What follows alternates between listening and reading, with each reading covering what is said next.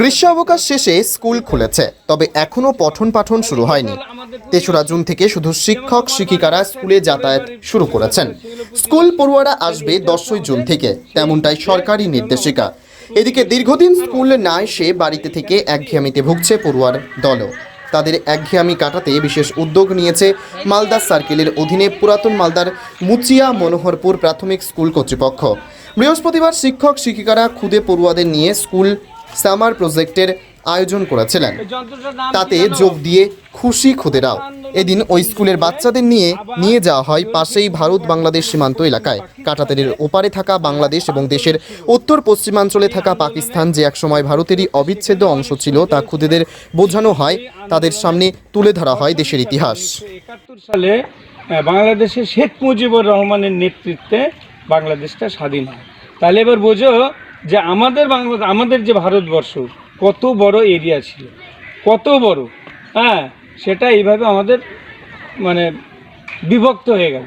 তো আজকে আমরা এসছি, আমরা এই বাংলাদেশ তোমাদের কে এইটা বলতে, যে আমরা যে বলি যে ওই কী বলবো, ওই প্রতিবেশী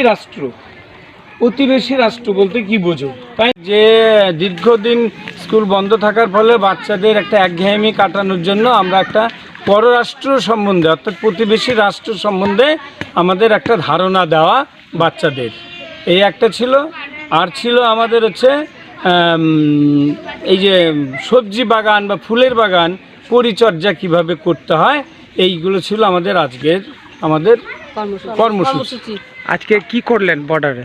আজকে আমরা বর্ডারে গিয়ে বাচ্চাদেরকে, আমার শিশুদেরকে আমরা প্রতিবেশী রাষ্ট্র সম্বন্ধে বোঝালাম।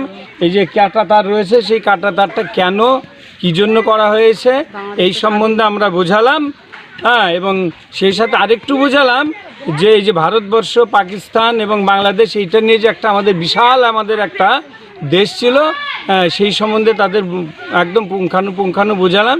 তাতে আমার শিশুরা খুবই আনন্দিত এবং খুব উৎসাহ, এবং তারা বলছে যে স্যার আবার আমরা আরও কোনো এক জায়গায় যাব, আমাদেরকে করাবে। তাদের এই ছুটির একঘেয়েমি এটাকে আমরা খুব ভালোভাবে আমরা কাটানোর চেষ্টা করছি, এবং আমরা খুব আনন্দিত বাচ্চাদের এই উৎসাহ দেখে।